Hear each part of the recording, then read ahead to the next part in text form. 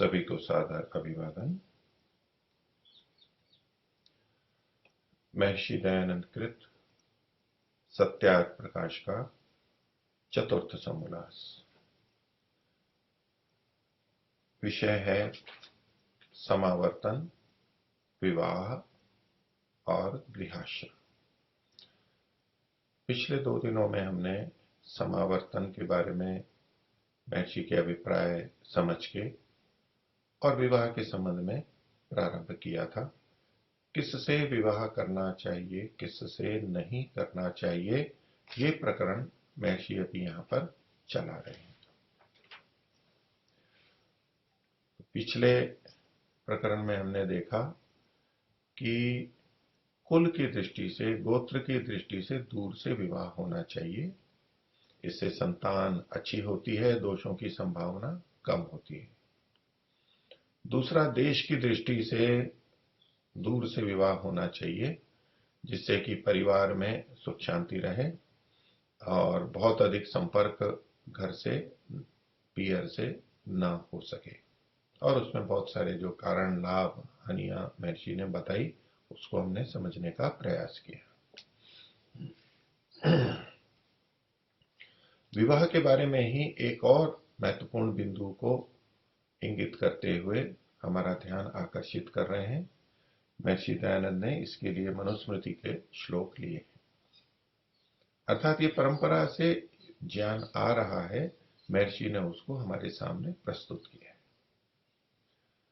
महर्षि मनु का श्लोक है, महान्त्यपि समृद्धानि गोजावी धन धान्यतः स्त्री संबंधे दशैतानि कुलानि परिवर्जयेत्।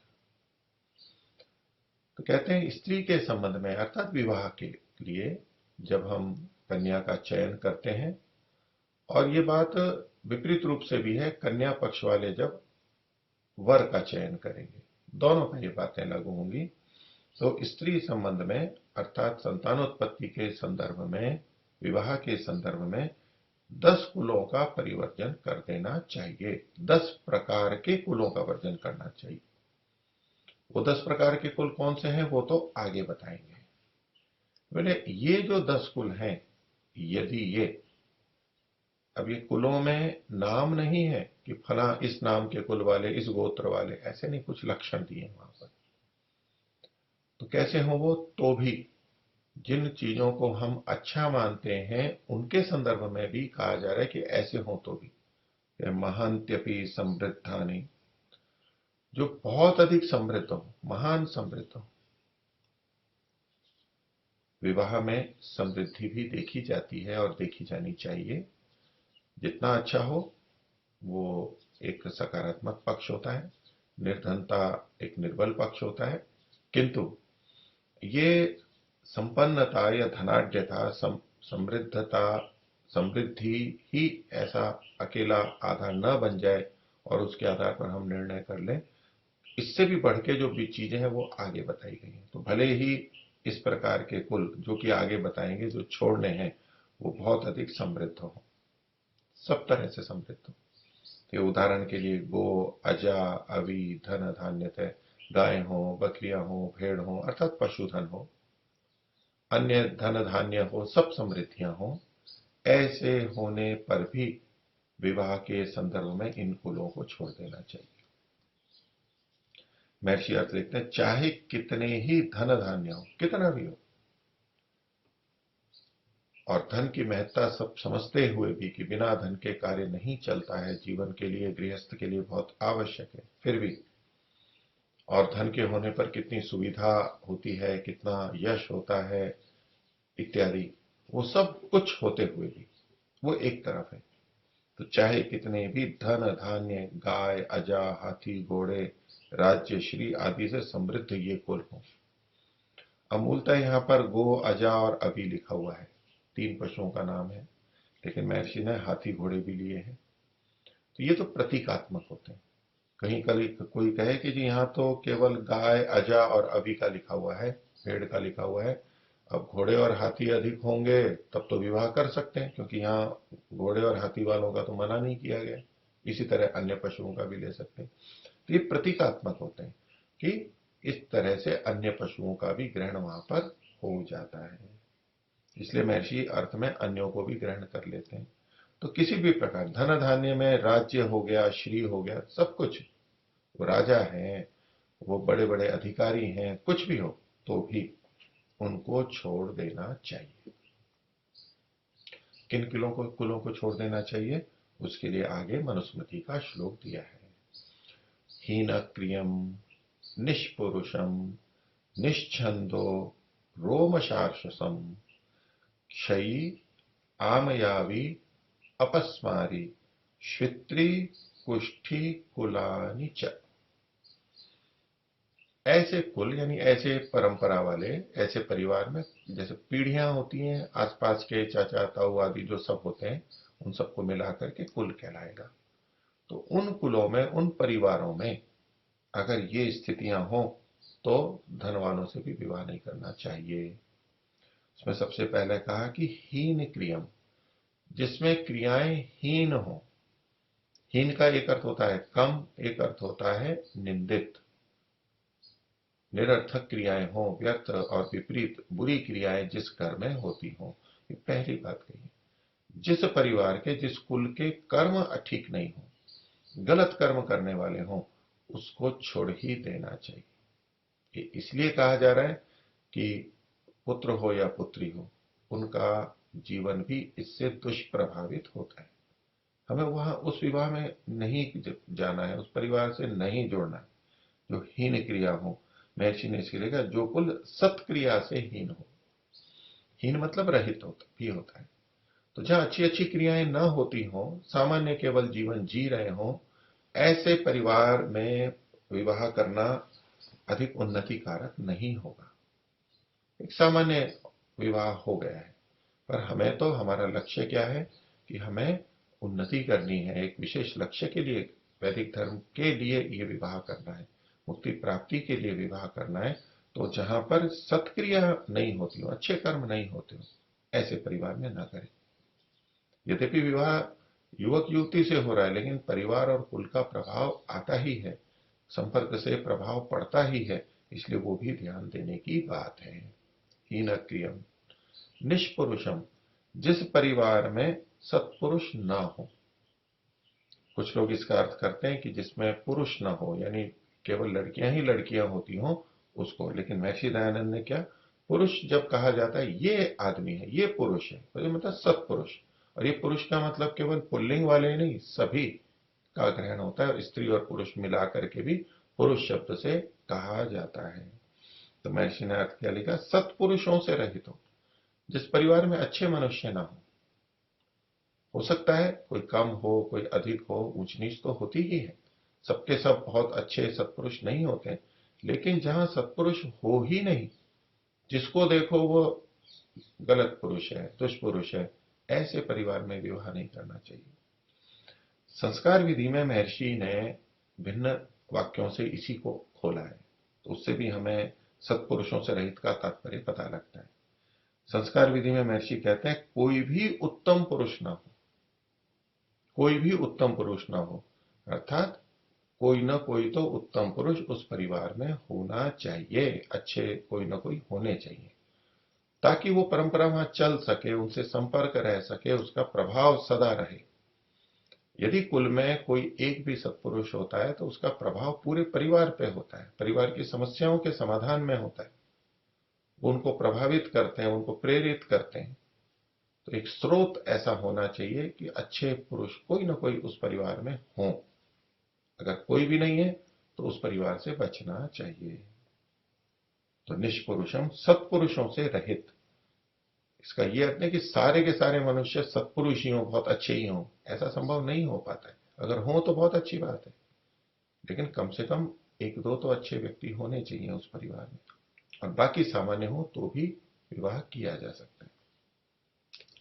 निश्छंद, जिस परिवार में छंद यानी वेद नहीं है, महर्षि ने कहा वेदाध्ययन से जो विमुख है, जो वेद और वेद के अध्ययन से दूर है, वेद के प्रति आस्था नहीं रखते हैं, उनसे विवाह नहीं करना चाहिए। क्योंकि ये विवाह केवल शारीरिक संबंध के लिए, सुख सुविधाओं के लिए नहीं होता है। इसके लक्ष्य होते हैं, ऊंचाइयां होती हैं, उन्नतियां करनी होती हैं। तो जो वेद से विमुख है, जो वेद को स्वीकार नहीं करते हैं, यानी ज्ञान को स्वीकार नहीं करते हैं, अच्छी बातों को स्वीकार नहीं करते हैं, उस परिवार से विवाह नहीं करना चाहिए। इसमें महर्षि ने संस्कार विधि में जो लिखा है, इसमें यहां वेद शब्द सीधा सीधा है, क्योंकि छंद लिखा हुआ है। महर्षि ने वहां लिखा अविद्वान से, जो निश्चंद मतलब जिस परिवार में अविद्वान हो, जो विद्वान नहीं हो जिस परिवार में, उससे नहीं करना चाहिए। आज की भाषा में हम सामान्यतया कह सकते हैं कि जिस परिवार में समझदार लोग ना हो, उस परिवार से विवाह नहीं करना चाहिए। वहां झंझट ही झंझट होते रहेंगे और नासमझी के कारण बहुत सारी त्रुटियां होती रहेंगी, अनजाने जाने में होती रहेंगी। इसलिए उससे भी बचना चाहिए। आगे कहा रोम शार्षम, तो जिनके शरीरों पर रोम हो। रोम तो सभी के होते हैं, लेकिन जब रोम कहा जाता है तो इसका मतलब है जहां अधिक रोम हो, बहुत अधिक बाल हो, जिस कुल में होते हो, ऐसे। जहां बहुत अधिक बाल होते हो, बहुत बड़े बड़े बाल होते हो, उससे भी बचना चाहिए। अब ये जो कुछ और आगे भी बताई गई है, अर्शशम मतलब जहां अर्श रोग हो, बवासीर रोग हो, मस्से का रोग हो। अब ये रोग हैं भाई, हम कहें आजकल हम ये सोच लेते हैं कि बड़े बड़े रोम हैं तो क्या फर्क पड़ता है। तो बड़े बड़े रोम हैं तो ठीक है, दिखने में अच्छा नहीं लगेगा, लेकिन वैसे स्वभाव अच्छा है तो इतनी सी बात को लेकर के विवाह क्यों ना करें। हाँ, अगर हमारे पास विकल्प नहीं है तो कर सकते हैं। किंतु ये बात ठीक है कि अन्य गुण, जो आंतरिक गुण है, वो अधिक श्रेष्ठ होते हैं, शारीरिक गुण उतनी मुख्यता नहीं रखते। लेकिन जब हम अच्छे से विवाह करना चाह रहे हैं तो उस चयन में क्या क्या ध्यान रखना चाहिए वो बताया जा रहा है। यदि हमें उपलब्ध नहीं हो रहे हैं, जैसे भी हैं, हमारे को उनसे विवाह करना है, कुछ अच्छा है और कुछ कमियां भी हैं, तो विवाह, वो तो हमारे पास विकल्प नहीं है तो वो भी विवाह किए जाते हैं। वो कोई ऐसे अधर्म या पाप नहीं है, वो किया जा सकता है। लेकिन यदि हम देख सकते हैं, हमारी सामर्थ्य है, तो इन सब बिंदुओं को भी देखना चाहिए। तो रोम स्वभावतः हमारे शरीर पे होते हैं, किंतु उनकी अत्यधिकता वो शरीर की विकृति को बताती है, उसके पालन पोषण को बचपन के बताती है कि, और शरीर में विभिन्न स्राव होते हैं, हार्मोन होते हैं, उन सब के उनमें से कहीं असंतुलन है, उसके संकेत के रूप में ये चीजें होती हैं। तो ये हमारे शरीर की आंतरिक स्थिति को भी बताती है, केवल बाहर बाहर के रोग नहीं है, अंदर की स्थिति को भी बताती है। तो वहां इस बिंदु का भी ध्यान रखना चाहिए। अर्श है, मस्सा बवासीर है, ये ऐसा रोग है जो वंशानुगत है, पिछली पीढ़ियों से अगली पीढ़ियों में जाता है। तो यदि वहां ऐसा रोग है तो अब जो संतान होगी उसमें भी इस रोग की संभावना अधिक होगी। ऐसे ही और भी आगे रोग बताए जा रहे हैं। दूसरा, मस्से का या बवासीर का रोग ऐसे ही नहीं हो जाता, कुल परंपरा से भी आया हुआ होता है, नहीं तो जीवन की शैली, हमारे दिनचर्या, खान पान, सक्रियता, बैठे रहना, ऐसे बहुत सारे कारण होते हैं जिससे ये रोग उत्पन्न होते हैं। तो ये केवल शारीरिक रोग नहीं दिखाई देता। हम कहें कि जी परिवार के दूसरे लोगों में किसी में ये रोग है, लेकिन वर या वधु, लड़के लड़की में तो ये नहीं है, तो क्या विवाह नहीं करें। वहां उस रोग की संभावना अधिक होती है। और दूसरा, वो एक शैली को बताती है कि इस परिवार में कैसा खान पान है, कैसी क्रियाएं होती हैं, सक्रिय हैं या नहीं है। तो ये उस पूरे के पूरे व्यवहार को भी हमें संकेतित करती है। तो ये भी ध्यान रखना चाहिए। आगे है क्षयी। क्षयी का मतलब है क्षय रोग, राज्यक्षमा, आज की भाषा में कहें ट्यूबरकुलोसिस, टीबी। इस तरह का जिसको रोग है, उससे, उस परिवार से भी विवाह नहीं करना चाहिए, क्योंकि ये भी एक फैलने वाला रोग है और वंशानुगत भी रहता है। तो उसमें अच्छी संतान के लिए ये ध्यान रखने की बात है।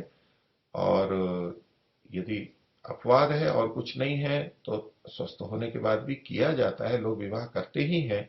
जब अच्छे और बिना रोग वाले कोई व्यक्ति नहीं मिल रहे हैं तो उनसे भी बच करके, थोड़ा बहुत बचा के, चिकित्सा करके भी विवाह किए जाते हैं। किंतु यहाँ ये आदर्श की बातें बताई जा रही हैं कि ऐसा हो तो भी बचे उससे। क्षयी, आमयावी, तो जिसके परिवार में अग्नि मंदता का रोग हो, भूख नहीं लगती हो, आमाशय के रोग हों, पाचन के रोग हों, ये भी परंपरा से चलते हैं, वहां फिर उस परिवार में पाचन खराब ही रहता है। तो ये भी हमारे प्रतिदिन के जीवन के लिए आवश्यक है, और ऐसे रोग हमारे बच्चों में ना आए, इसके लिए ऐसे परिवारों से, कुलों से बचना है। इसी तरह कहा अपस्मारी, अपस्मार यानी मिर्गी का रोग, ये भी वंशानुगत रोग है, इसका प्रभाव जाता है क्षेत्र, सफेद कुष्ठ, ये भी वंशानुगत जाता है और दिखने में अच्छा नहीं लगता। वैसे तो सीधे सीधे कोई पीड़ा या बाधा नहीं होती है, उससे भी बचने को कहा है। और कुष्ठ, ये कुष्ठ हो गया गलित कुष्ठ, तो जिसमें उंगलियां गलती हैं, इसमें उपचार आज भी हैं, आज भी होते हैं उपचार, लेकिन ये भी वंशानुगत है और ये फैलने वाले रोग हैं।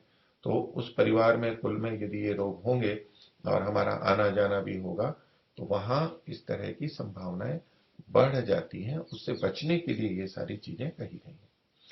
तो जैसे पीछे गो, अजा, अभी आदि कुछ पशुओं का नाम प्रतीकात्मक रूप से लिया गया था, इसी तरह यहाँ जो रोग बताए हैं ये भी प्रतीकात्मक है।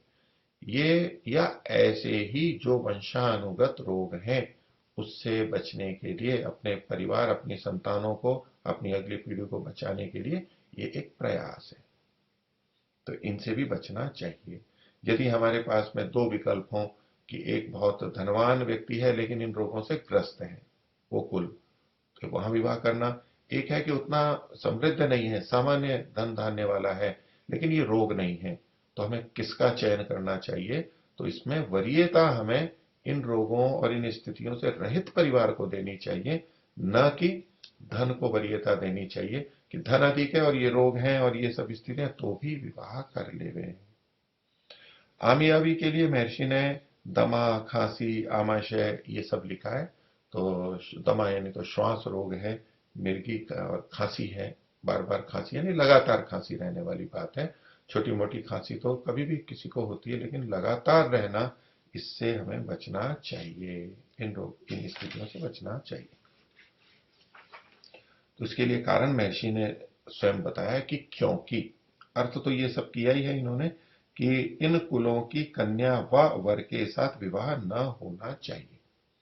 अब देखिए, इससे ऊपर वाला जो श्लोक था जिसमें स्त्री संबंधे दशैतानि कुलानि परिवर्जय, स्त्री के संबंध में, तो ऐसा प्रतीत होगा जैसे कि ये वर की तरफ से कहा जा रहा है कि स्त्री के परिवार में ये देखना है, यानी वर के, लड़के के परिवार में तो देखने की बात नहीं है, कन्या वाले वर के किसी भी तरह के परिवार वालों से विवाह, किसी भी परिवार वाले वर से विवाह कर सकते हैं, ऐसा नहीं। ये स्त्री संबंध मतलब ये पूरा दोनों तरफ का है।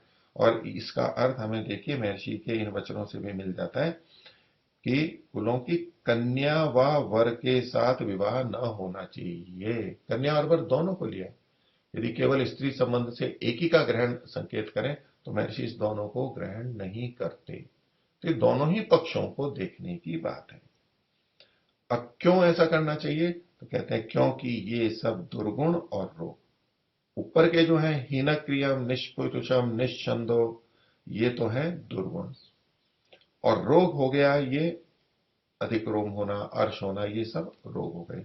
तो क्योंकि ये सब दुर्गुण और रोग विवाह करने वाले के कुल में भी प्रविष्ट हो जाते हैं। अब यदि हमारा कुल इन रोगों से और इन दुर्गुणों से रहित है, तो हमें उसको बचा के रखना चाहिए, ये हमारा कर्तव्य है। अच्छी परंपरा, अच्छे क्रम को बनाए रखें, ये हमारा प्रयत्न होना चाहिए, उसके लिए संकेत है।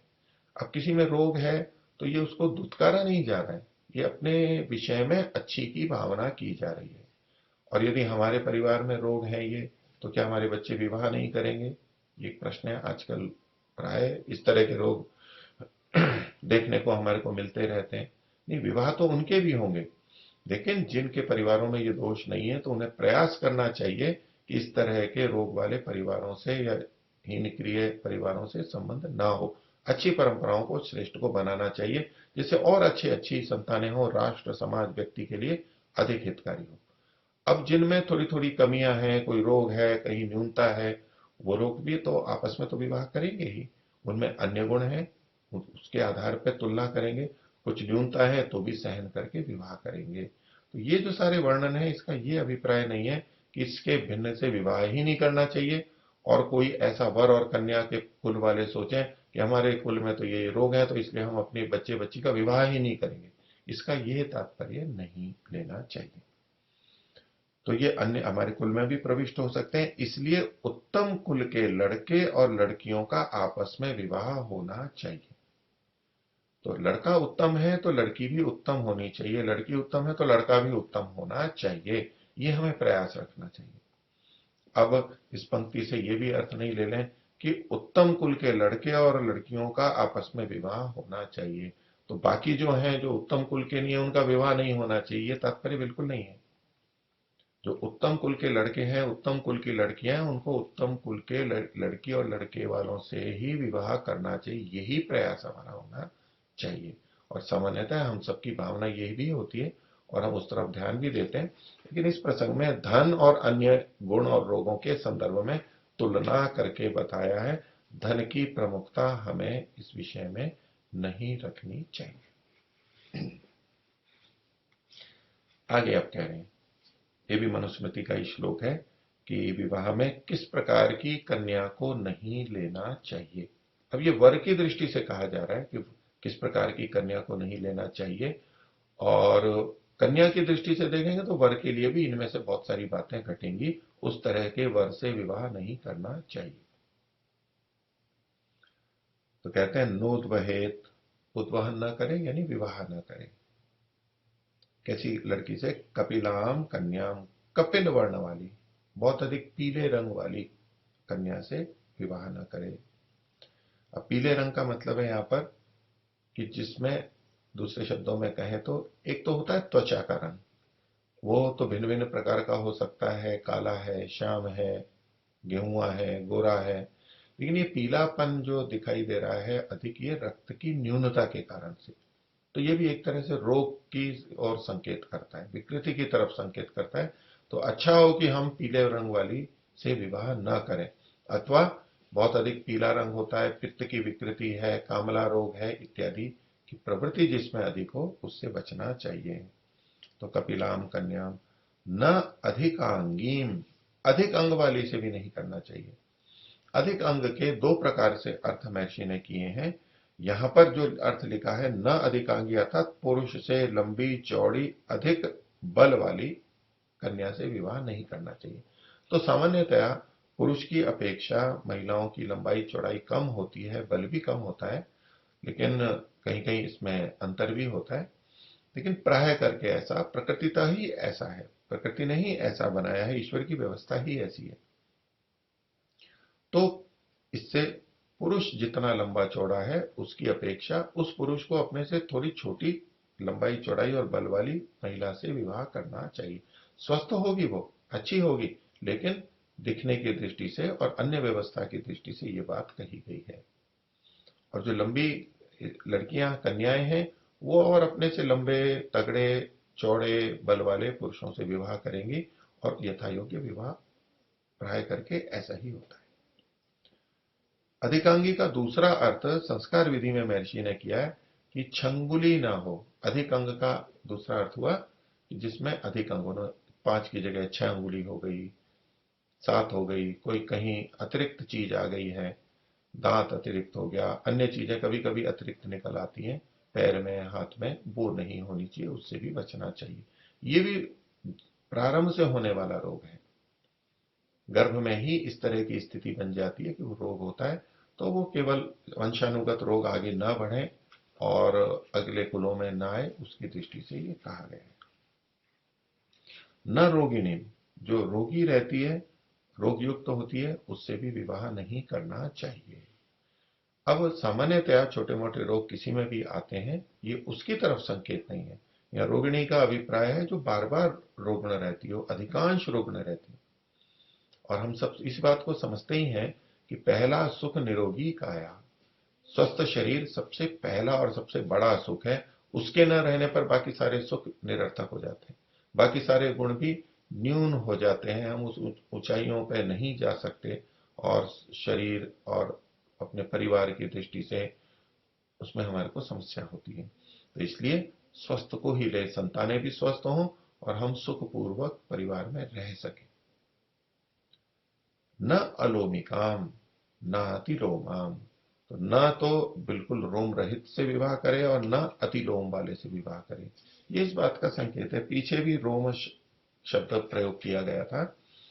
तो ये अतियों में कुछ शरीर हो जाते हैं, कुछ स्वभावतः जन्म से इस तरह की चीजें हो जाती हैं कि अधिकता हो जाती है। जैसे हम लंबाई की दृष्टि से देखें, अत्यधिक छोटे बौने हो गए, अत्यधिक बड़े हो गए, अस्वाभाविक है। तो उसी तरह से रोम का न होना ये शारीरिक आंतरिक कुछ न्यूनता को, विकृति को द्योतित करता है, और बहुत अधिक रोम हो उसको भी द्योतित करता है। और इसका सुंदरता की दृष्टि से भी संबंध है, तो इनका भी ध्यान रखना चाहिए, उनसे भी विवाह न करे, उससे बचे। न वाचाटाम। वाचाटा मतलब, वाचाट कहते हैं जो बहुत अधिक बोलता है, निरर्थक बोलता है, व्यर्थ में बात करता है, उसको वाचाट बोलते हैं। ये निंदित अर्थ में है। वाचाटा ऐसी स्त्री जो अधिक बोलती है, उससे भी जो अधिक बोलने वाली है, बार बार बोलती रहती है और निरर्थक बोलती रहती है, उससे भी विवाह न करे। न पिंगलाम। न पिंगल यानी भूरे नेत्र वाली।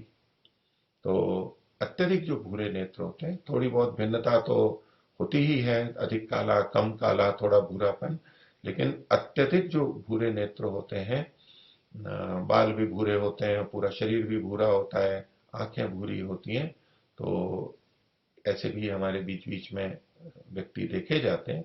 तो ये उनके लिए उनकी शारीरिक स्थिति है, वहां उनको कोई निंदा या तो अपमानित नहीं किया जा रहा है, ऐसा करके उनके प्रति अनादर व्यक्त नहीं किया जा रहा है। लेकिन जैसे हम कुछ भी चयन करते हैं तो वहां अच्छे से अच्छे का चयन करते हैं, और जहां त्रुटियां होती हैं उससे बचने का प्रयास करते हैं, उसके लिए ये बात कही गई है। तो अगली पीढ़ियों में ये अच्छी बातें आगे आगे जानी चाहिए, इसलिए ये सब बातें हमारे को बताई जा रही हैं। अब आगे कुछ और बातें बताई जा रही हैं। ये भी मनुस्मृति का श्लोक है। कैसी कन्या से विवाह नहीं करना चाहिए। पुरुष के संदर्भ में भी इसी तरह से हम घटा सकते हैं और घटाना चाहिए। नर्क्ष वृक्ष नदी नामनीम। यहां तो सीधे कन्या के लिए कहा जा रहा है कि ऐसे नाम वाली जो कि ऋक्ष, ऋक्ष का मतलब है विभिन्न नक्षत्रों के नाम वाली, न ऋक्ष। इसके लिए महर्षि ने लिखा न ऋक्ष अर्थात नक्षत्र होते हैं उनके नाम लिखे, अश्विनी, भरणी, रोहिणी आदि ये जो नक्षत्र हैं उनके नाम वाली नहीं होनी चाहिए। वृक्ष, वृक्ष के नाम वाली नहीं होनी चाहिए। तो वृक्ष में कोई भी पीपल, बड़ आदि कोई वृक्ष है उसके नाम वाली नहीं होनी चाहिए। न अंत्य, अंत्य का अभिप्राय है, हाँ पीछे वृक्ष के बाद में है नदी, नदी के नाम वाली, तो गंगा, जमुना आदि नाम वाली भी नहीं होनी चाहिए।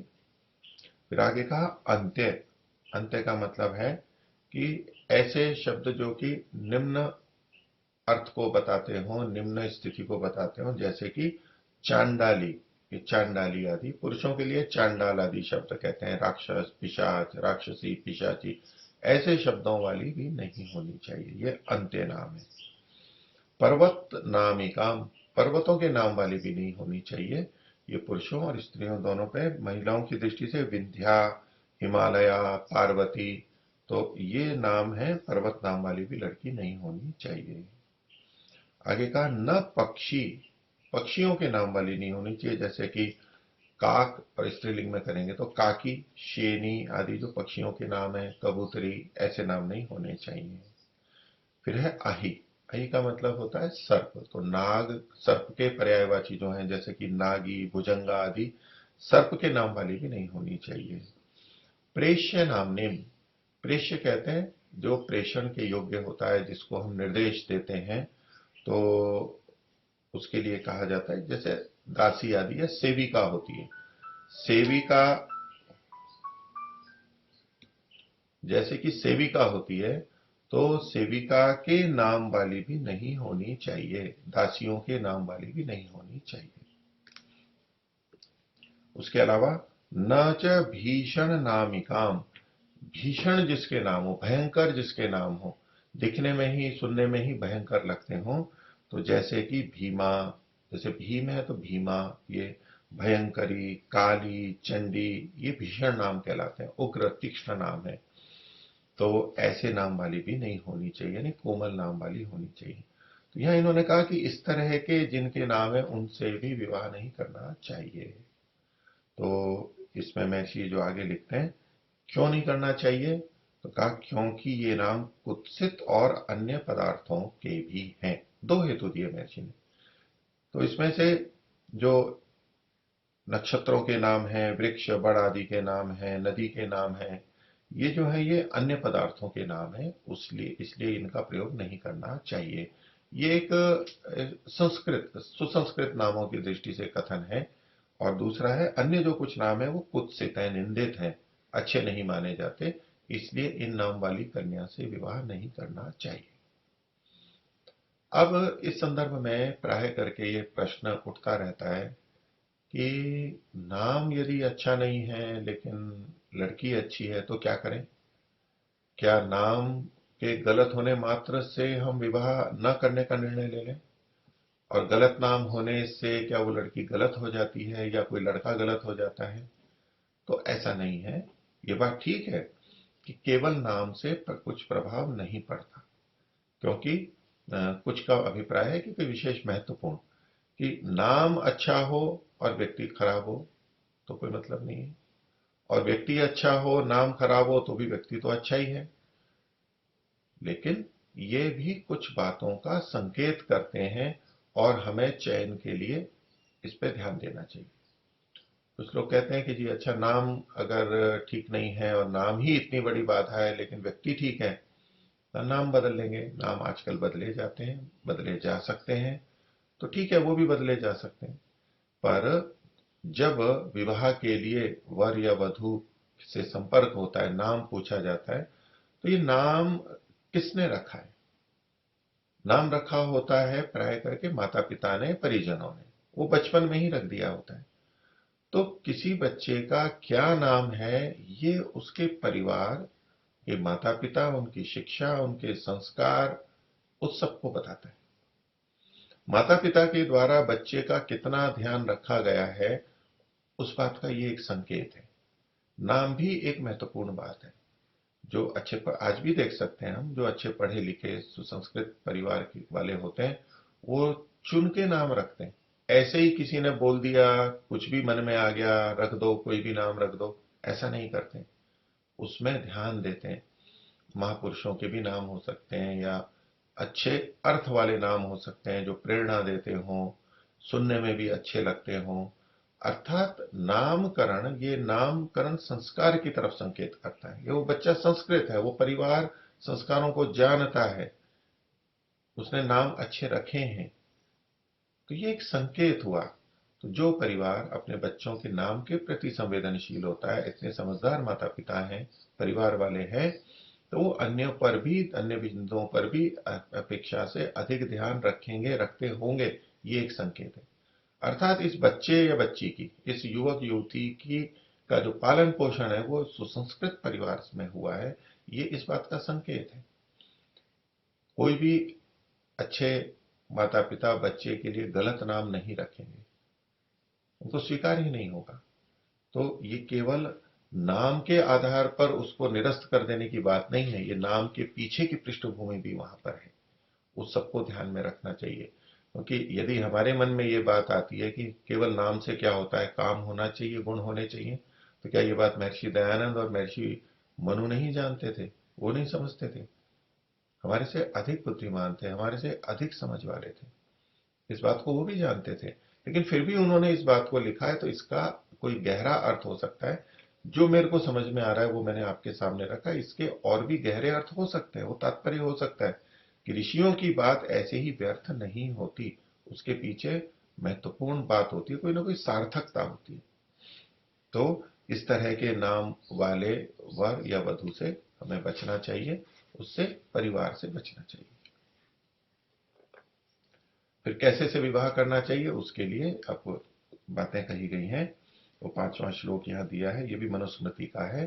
तो कहते हैं, अव्यंगांगीन सौम्य नामनीम हंस वारण गामिनीम। ये कन्या के लिए कहा जा रहा है कि अव्यंग अंग वाली होनी चाहिए, टेढ़े मेढ़े विकृत अंग वाली नहीं होनी चाहिए। तो ये शारीरिक दृष्टि से कथन है, न ये वंशानुगत स्थिति को भी बताता है। तो शरीर के कोई कोई भाग कभी विकृत होते हैं, कभी टेढ़े मेढ़े होते हैं, चाहे आंख टेढ़ी हो या नाक हो, दांत हो, हाथ हो, कमर हो, गर्दन हो, पैर हो, बहुत सारी चीजें, उंगलियां हो, ये विकृत हो सकती हैं, टेढ़ी मेढ़ी हो सकती हैं। तो प्रथम दृष्टया हमें ये सब ठीक होने चाहिए, सरल सहज जो स्वाभाविक हैं उस तरह के होने चाहिए।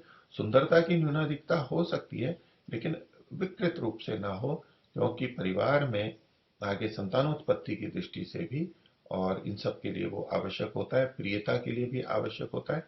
और अनेक बार बहुत से व्यक्ति विकृत अंग वालों को भी स्वीकार करते हैं भावना के रूप में, उनको भावनात्मक सहारा देने के लिए भी, और उनके प्रति समानता के भाव के प्रदर्शन के लिए भी विवाह कई जने करते हैं कि लोगों से उपेक्षित है ये, और मनुष्य तो ये भी हैं, इनके साथ भी समान व्यवहार होना चाहिए। वो ठीक बात है, तो उस तरह भी कोई जा सकता है, लेकिन सामान्यतः इसके देखने में कोई बुराई नहीं है। इसका ये अर्थ नहीं है कि यहाँ असमानता का व्यवहार किया जा रहा है, उनसे अमानवीय व्यवहार किया जा रहा है। कोई भी व्यक्ति अपने कुल परिवार के अच्छे के लिए विचार कर सकता है, उसमें अच्छे से अच्छा चयन कर सकता है, ये उसकी स्वतंत्रता है। तो इसलिए यहाँ ये एक अच्छे के लिए बात कही जा रही है। बाकी उन स्थितियों में हम कोई अंग किसी को नहीं है, कहीं नेत्र नहीं है, तो भी विवाह होते हैं और वो किए जा सकते हैं, लेकिन उससे संबंधित जो न्यूनता रहती है उसको भी हमें सहन करना होता है। यहाँ उन सब में उनसे अगर संभव है तो बचना चाहिए। तो अव्यंग अंगिम, तिरछे टेढ़े मेढ़े शरीर वाली ना हो। सौम्य नामनीम, जिसका नाम सौम्य हो, सुंदर हो, मृदु हो, शब्द से ही अच्छा प्रतीत होता हो। बाकी व्यवहार भी अच्छा होना चाहिए, लेकिन शब्द भी ऐसा होना चाहिए, नाम भी है ना ऐसा होना चाहिए जो सुंदर आनंददायक हो। तो महर्षि इसके लिए क्या लिखते हैं, जिसका नाम सुंदर हो, अर्थात यशोदा, सुखदा, यानी यश को देने वाली, सुख को देने वाली, ये अच्छे अच्छे नाम है, प्रिय नाम है। अव्यंग अंगी में महर्षि ने एक तो लिखा जिसके सरल सूधे अंग हो, सूधे मतलब सीधे अंग हो, विरुद्ध ना हो, विपरीत ना हो, तो ये सरल हो गया। आगे का हंस वादन कामिनी, जो हंस और हथिनी के तुल्य जिसकी चाल हो, अर्थात चलना भी उसका अच्छा होना चाहिए, सुंदर होना चाहिए, शालीन होना चाहिए, शिष्ट होना चाहिए।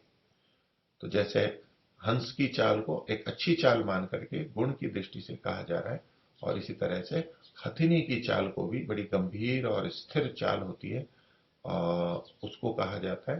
तो ये चाल भी हमारे व्यक्तित्व को भी बताती है। आजकल भी देखा जाता है कि किस तरह से पैर रख रहा है, कैसे चल रहा है, चलने में चंचलता है, जड़ता है, शालीनता है, स्थिरता है, गंभीरता है, ये सब चाल से, हमारे व्यवहार से भी पता लगता है। तो ये श्रेष्ठता के लिए कहा जा रहा है कि हंस और हथिनी के समान जिसकी चाल हो, यानी अच्छी चाल हो, सुंदर चाल हो। तनु लोम केश दशनाम, उनके रोए, बाल और दशन यानी दांत, ये तनु होने चाहिए, छोटे यानी सूक्ष्म होने चाहिए, मृदु होने चाहिए, अर्थात ये बड़े नहीं होने चाहिए। पीछे भी इस बात को इन्होंने कहा था कि रोम बहुत बड़े बड़े नहीं होने चाहिए। इसी तरह से केश भी, बाल भी बहुत अधिक बड़े बड़े हों, उसके लिए भी यहाँ पर निषेध किया। बहुत अधिक बाल हों, बहुत अधिक घने हों और बहुत बड़े बड़े हों, तो ये अति होती है। सामान्यतया बड़े बालों को, घने बालों को अच्छा माना जाता है, तो वो अच्छा एक सीमा तक है, उतने घने और इतने बड़े अच्छे हैं, लेकिन उसमें भी यदि अति हो तो वो भी अस्वाभाविक है। जैसे न्यूनता अस्वाभाविक है, जैसे अत्यधिकता भी अस्वाभाविक है। और इसी तरह से दांत हैं, दांत महिला के और पुरुष की दृष्टि से भी इतने बड़े नहीं होने चाहिए जो कि अशिष्ट लगते हो, वो सुंदरता को भी कम करते हैं। तो ठीक ठीक होने चाहिए, उचित मात्रा में होनी चाहिए, तो छोटे होने चाहिए। तो तनु लोम केश दशनाम, मृत्वंगीम, जिसके अंग कोमल हों। ये महिला का स्वाभाविक गुण है कि उनके अंग कोमल होते हैं, सभी महिलाओं में अपेक्षा से, पुरुषों की अपेक्षा से कोमल होते हैं, पुरुषों में देखेंगे तो उनके अंग दृढ़ होने चाहिए, उसके महिला के स्त्री के अंग कोमल होने चाहिए। लेकिन किसी किसी स्त्री में अंग कोमल नहीं होते, वो कठोर होते हैं, उसमें कई कई में थोड़ा पुरुषत्व का भाव होता है, हार्मोन आदि की विकृति होती है, आनुवंशिकी कुछ न्यूनताएं होती है। तो उन सब से बचने के लिए ये एक संकेत लक्षण के रूप में है कि अंग कोमल और मृदु होने चाहिए, अर्थात स्त्रियोचित होने चाहिए, महिलाओं के जो जैसे अंग होते हैं उस तरह से होने चाहिए। ऐसी स्त्री का उद्वहन करे यानी विवाह करे, उनके साथ में विवाह करना चाहिए। ये कुछ बातें यहाँ पर दी गई हैं। तो शरीर का भी हमें ध्यान रखना है। अनेक बार हम इस बात को कहते हैं शरीर से क्या लेना देना, स्वभाव अच्छा होना चाहिए, हम सुंदरता के पीछे, ये तब कहा जाता है जब हम सुंदरता के पीछे अन्य गुणों को छोड़ देते हैं, तो अन्य गुणों का महत्व अधिक है, ये तो ये भी मानते हैं। लेकिन इसका ये तात्पर्य नहीं है कि हम सुंदरता और शारीरिक स्थितियों को बिल्कुल ध्यान न दें, वो भी ध्यान देने की बात है, और अन्य गुण भी ध्यान देने योग्य होते हैं। अब इसके बाद में विवाह के समय आदि के प्रश्न लिए गए हैं उसके समाधान के लिए, कि विवाह का समय और प्रकार कौन सा अच्छा होता है। अब थोड़ा बुरा तो आगे पीछे कहीं भी हो सकता है, लेकिन अच्छा कौन सा है, उचित कौन सा है, प्रशस्त कौन सा है, क्या करना चाहिए। तो एक तो विवाह का समय, वो लड़के और लड़की दोनों की दृष्टि से, और विवाह की प्रक्रिया क्या होनी चाहिए, प्रकार क्या होना चाहिए, ये प्रश्न किया गया है। तो महर्षि उत्तर लिखते हैं, 16वें वर्ष से लेके 24वें वर्ष तक कन्या का विवाह, ये विवाह करने की सबसे अच्छी आयु है। 16 से लेके 24 तक, ये महिलाओं के लिए, स्त्रियों के लिए। उस सबके कारण भी महर्षि आगे बताएंगे कि ये विवाह में संतानोत्पत्ति भी एक महत्वपूर्ण भाग होता है। तो उसकी दृष्टि से यदि इस आयु में विवाह किया गया है तो अगले कुछ वर्षों में उत्तम संतान हो सकती है, स्वस्थ हो सकती है, वो महिला भी संतानोत्पत्ति करने में समर्थ होती है और उसको बाधा भी कम होती है, सुरक्षित रहती है। अधिक आयु के अंदर ये उतना उतना कठिन होता जाता है और बाद में तो असंभव हो जाता है। तो 16 से लेकर 24वें वर्ष तक कन्या, और 25वें वर्ष से लेकर 48वें वर्ष तक पुरुष का विवाह समय उत्तम है, ये उत्तम काल बताया गया। और इस सीमा से कम या अधिक हो तो ये उत्तम नहीं होगा, उससे कम होगा, निकृष्ट होगा, न्यून होगा। तो ये एक प्रशस्त स्थिति बताई गई है। कोई एक निश्चित नहीं वर्ष बताया गया कि इसी साल में हो जाना चाहिए, 16 में ही हो जाना चाहिए, 25 में ही हो जाना चाहिए, या 18 में हो जाना चाहिए, 30 में हो जाना चाहिए। ऐसा कोई एक निश्चित काल न तो हो सकता है, न बताना चाहिए, क्योंकि विवाह के समय में न्यूनाधिकता होती है, हमारे संपर्क करने होते हैं, किसी का आगे पीछे होता है, स्थितियां होती हैं। तो ये एक सीमाएं बताई जाती हैं कि आप इसके अंतर्गत आप कर सकते हैं, इधर से इधर कर सकते हैं। अब इसमें पुरुष और महिला के लिए आयु को भिन्न भिन्न कहा गया है, भिन्न भिन्न रूप से कहा गया है। तो कई जने कहते हैं कि भाई इसमें समान होना चाहिए था पुरुष और स्त्री के लिए, लेकिन शरीर की दृष्टि से और विवाह की दृष्टि से ये कुछ बातें रखी गई हैं, इसमें कोई असमानता नहीं है कि महिलाओं का शरीर गर्भधारण के लिए जो 12, 13, 14 साल में मासिक स्राव, रजस्राव प्रारंभ हो जाता है, वो ऋतुमती होती है, यानी संतानोत्पत्ति के लिए समर्थ होने की तरफ जा रही होती है। उसके 2-3 वर्ष के बाद में 16 साल की आयु में, कोई 17 में भी हो सकती है, 18 में भी, वो गर्भधारण के योग्य होती है, शरीर उनका अनुकूल बन जाता है। और 24 के बाद में यदि विवाह की बात है तो वो उत्कृष्ट नहीं माना जाता है, क्योंकि बड़ी अवस्था में जब विवाह करेंगे तो संतान भी अधिक देरी से होगी, और ऐसे में संतान के लिए और माँ के लिए भी, उस महिला के लिए भी वो अनुकूल नहीं होता है, उसमें कठिनाइयां होती हैं। तो उनकी सुविधा के लिए, अनुकूलता के लिए और बच्चे के लिए ये विधान किए गए हैं। इसको अन्याय के रूप में या पक्षपात के रूप में नहीं देखना चाहिए कि पुरुषों के लिए कुछ और महिलाओं के लिए कुछ। पुरुषों की बात है, पुरुष अधिक देर तक भी संतानोत्पत्ति कर सकते हैं, इसलिए उनकी आयु को बढ़ाया गया है। और महर्षि आगे स्वयं लिखेंगे कि विवाह में समय पर अधिक विद्या पढ़ करके, उन्नति करके विवाह करना चाहिए।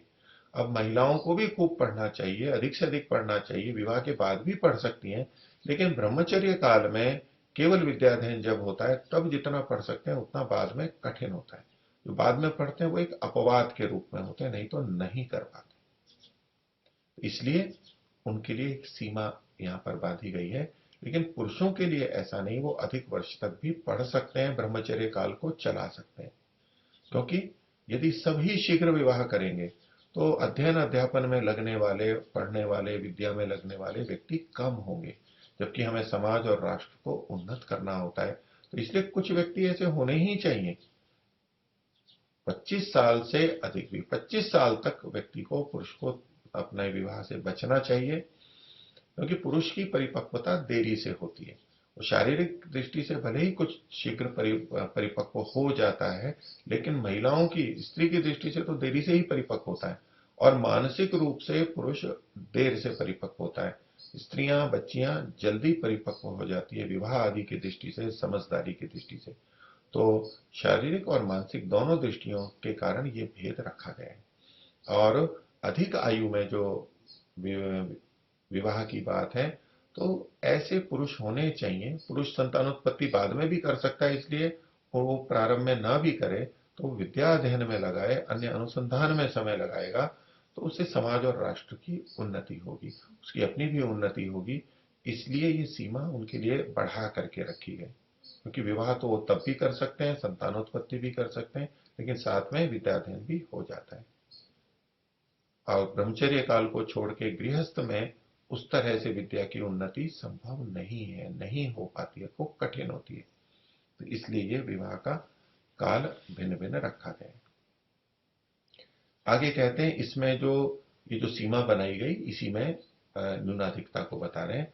इसमें जो 16 और 25 में विवाह करे तो निकृष्ट है, अर्थात निचला है। निकृष्ट का मतलब ये निंदित नहीं है, क्योंकि पीछे हम देखिए देख चुके हैं महर्षि का वचन कि 16 से 24वें तक कन्या और 25 से लेकर 48 वर्ष तक पुरुष का विवाह समय उत्तम है, उत्तम समय है तो ये उत्तम ही। लेकिन इसमें भी जब हम अच्छे और बुरे को देखते हैं, वो तुलना करके बताया जा रहा है ताकि हमें निर्णय करने में सुविधा हो। महर्षि कहते हैं कि इसमें जो 16 है, तो 16 ये कन्या के लिए है और 25 ये पुरुष के लिए है, युवक के लिए है। तो 16 और 25 में विवाह करे तो ये निकृष्ट है, मतलब सबसे निचला कहलाएगा, ये अच्छा नहीं माना जाता है। विवाह कर सकते हैं, विवाह की उत्तम आयु आ चुकी है, लेकिन ये उत्कृष्ट नहीं है, ये निचला भाग है। आगे कहते हैं 18-20 की स्त्री और 30-35 व 40 के पुरुष का मध्यम विवाह है। तो ये जो उत्तम काल है, इसमें भी मध्यम स्थिति बताई जा रही है कि महिला 18 से 20 साल की हो, यानी 16 से बड़ी लेकिन 20 तक हो, स्त्री हो, और युवक जो है वो 25 की जगह 30, 35, 40 का हो, तो ये पुरुष का मध्यम विवाह समझना चाहिए। ये जो सारे विवाह की व्यवस्थाएं हैं, आयु हैं, ये श्रेष्ठता की दृष्टि से कि कहाँ अधिक उन्नति है समाज राष्ट्र की और व्यक्ति की, उस दृष्टि से ये कथन किया गया। तो इस आयु में विवाह करना मध्यम कहलाता है। आगे कहते हैं 24 वर्ष की स्त्री और 48 वर्ष के पुरुष का विवाह उत्तम है, ये सबसे उत्तम स्थिति है। तो जहां 20 तक मध्यम कहा, तो 20 से लेकर के 24 तक की जो ये सीमा है, ये श्रेष्ठता की है। और उसमें भी 24 वर्ष में अगर विवाह होता है, अर्थात जो अत्यधिक वो अच्छा अध्ययन करेगी, अच्छा परिपक्व होगी शरीर और मानसिक दृष्टि से वो कन्या, तो वहां ये उत्तम स्थिति है। ऐसे ही पुरुषों में 40 से ऊपर 48 तक का जो है वो अधिक परिपक्वता और स्थिर स्थिति है, उसको श्रेष्ठ माना गया है। आगे कहते हैं, जिस देश में इसी प्रकार विवाह का विधि श्रेष्ठ और ब्रह्मचर्य विद्याभ्यास अधिक होता है, वह देश सुखी होता है। और जिस देश में ब्रह्मचर्य विद्या ग्रहण रहित बाल्यावस्था और अयोग्यों का विवाह होता है, वह देश दुख में डूब जाता है। तो पूरे देश और समाज के लिए कथन है। तो ये विवाह की विधि कही गई है जो कि श्रेष्ठ है, ब्रह्मचर्य रहना चाहिए, विवाह का अभ्यास, विद्या का अभ्यास होना चाहिए, तो देश में सुख होता है। नहीं तो परिवारों के अंदर यहाँ दुख होता है, परिवार से समाज और राष्ट्र में भी दुख होता है। तो और जहाँ ब्रह्मचर्य और विद्या के बिना वैसे ही विवाह हो जाता है, बाल्यावस्था में होता है, और अयोग्यों का विवाह होता है, जो योग्य नहीं है, योग्य व्यक्ति अयोग्यों के साथ में जब विवाह करते हैं तो ये दिक्कत आती है। जो कम योग्य है वो कम योग्यों के साथ विवाह करेंगे, जो उससे कम है वो उससे कम वालों के साथ विवाह करेंगे। उसमें विपरीतता नहीं होती है, जैसे लगभग समानता होनी चाहिए, तभी विवाह आदि अच्छी तरह से हो पाते हैं, नहीं तो वो दुख की स्थिति बनती है। उसके लिए और आगे अंतिम वाक्य यहाँ पर इस प्रसंग में कह रहे हैं, क्योंकि ब्रह्मचर्य विद्या के गुण ग्रहण विवाह के सुधार ही से सब बातों का सुधार और बिगड़ने से बिगाड़ हो जाता है।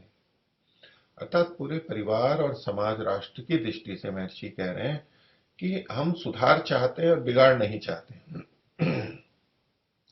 तो कहते हैं कि अगर केवल ये चीजें कर ली जाएं, इतनी महत्ता दी जा रही है इसको, कि ब्रह्मचर्य हो और विद्या का ग्रहण हो और फिर विवाह का सुधार हो जाए, जिन विधियों को कहा गया, तो इससे सब बातों में सुधार हो जाता है।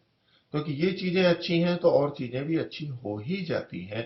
इसको महत्ता दी गई है कि इनके सुधार से सब बातों का सुधार, और बिगड़ने से यानी इन बातों के बिगड़ने से बिगाड़ हो जाता है, अर्थात सब बातों का बिगाड़ हो जाता है।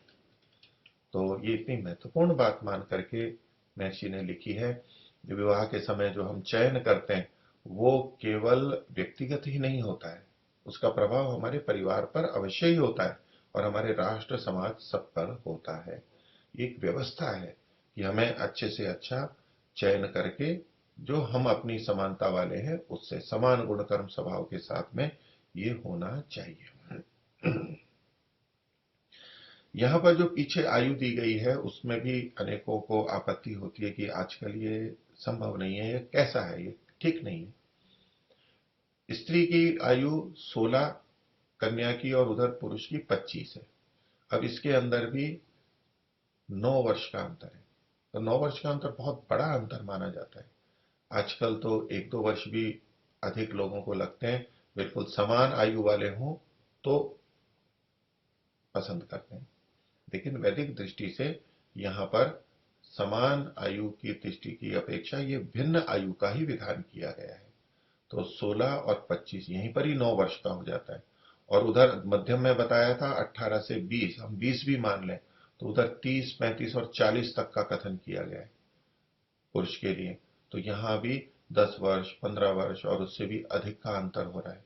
और 24 और 48 का है तो ये तो दुगना अंतर हो गया, 24 की कन्या और 48 का युवा पुरुष। तो इन दोनों में लगभग दुगने का अंतर हो गया। तो कई जने कहते हैं ये तो वो आयु हो गई जैसे कि पिता पुत्र की आयु होती है। लेकिन वैदिक दृष्टि से ये विधान है, महर्षि की दृष्टि से ये सम्मत है। अगर समाज आदि में हम श्रेष्ठ उन्नति चाहते हैं, उन अच्छी स्थितियों के लिए ये विधान किए गए हैं, ये आदर्श स्थितियां हैं। यदि हम वो नहीं कर पा रहे हैं तो जो निचली स्थिति होती है उससे भी चल ही रहा है, संतानोत्पत्ति भी होती है, परिवार भी चलते हैं। लेकिन जीवन में जो सुख शांति होनी चाहिए और दुख आदि नहीं होने चाहिए, उन्नति हो, सुधार हो, बिगाड़ नहीं हो, ये जो महर्षि ने लक्ष्य रखे, जो उद्देश्य रखे, उस दृष्टि से ये कथन किए गए हैं। और हम कितना कर पाते हैं ये अलग बात है, लेकिन ऋषियों के इन संकेतों को हमें ध्यान में रखते हुए जितना हम इसमें अधिक से अधिक अच्छा कर सकते उतना हम करना चाहिए और उस दिशा में आगे बढ़ना चाहिए। तो आज का विषय इतना ही रखते हैं। ओम शांति।